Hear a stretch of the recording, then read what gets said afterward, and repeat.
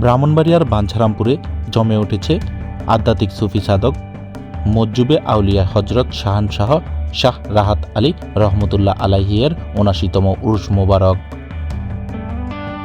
বাঞ্ছারামপুর উপজেলার প্রাণকেন্দ্র সৈফুল্লাকান্দি বাজারে হজরত শাহ রাহাত আলী রহমতুল্লাহ আলাইহির পবিত্র মাজার শরীফ।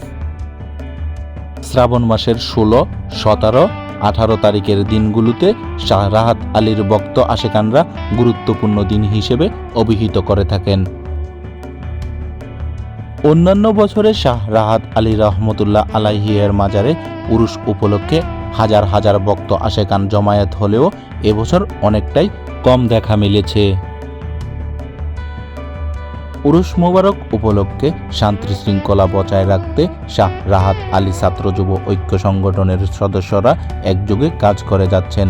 এছাড়াও আইন শৃঙ্খলা বাহিনীর নজরদারি রয়েছে বেশ।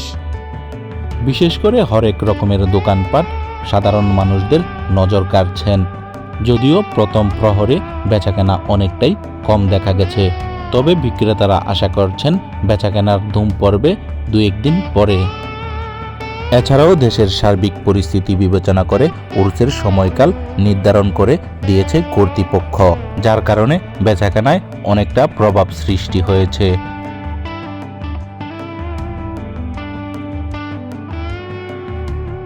বন্ধুরা, আপনারা জানেন শাহেনশাহ রাহাত আলী রহমতুল্লাহ আলাইহি ব্রাহ্মণবাড়িয়া জেলার মারফতের উজ্জ্বল নক্ষত্র।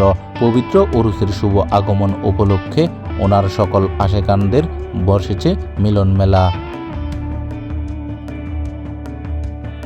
হজরত শাহ রাহাত আলী রহমতুল্লাহ আলাইহি বৃহত্তর কুমিল্লা জেলার বর্তমানে ব্রাহ্মণবাড়িয়ার বাঞ্ছারামপুর থানার মধ্যনগর গ্রামে এক সম্ভ্রান্ত মুসলিম পরিবারে জন্মগ্রহণ করেছিলেন। তার বাবা ছিলেন আইনউদ্দিন মোল্লা, মায়ের নাম আয়না বিবি। তার দাদার নাম হানিফ ব্যাপারী বলেই ডাকত অনেকে।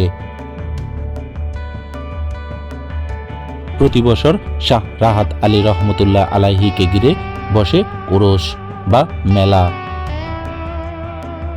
আর এই মেলাতে জীবিকার তাগিদে খুলে বসেছে অনেকে হরেক রকমের কসমেটিকের দোকান, খেলনার দোকান, খাবারের দোকান, ফলের দোকান, ব্যতিক্রমধর্মী বিভিন্ন রকমের খেলাধুলা প্রদর্শনী সহ নানা রকমের দোকানপাট।